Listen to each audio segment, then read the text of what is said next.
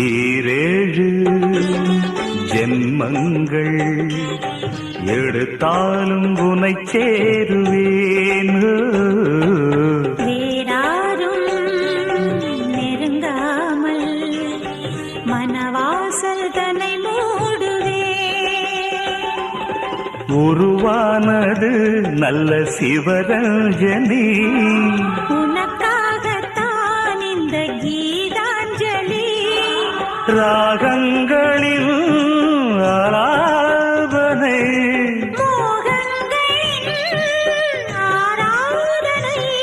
உடலும் மனமும் தழுவும் பொழுதில் உருகும் ஒரு ஜீவன்தான் உன் பாடல்தான் ஓயாமல் இசைக்கின்றது.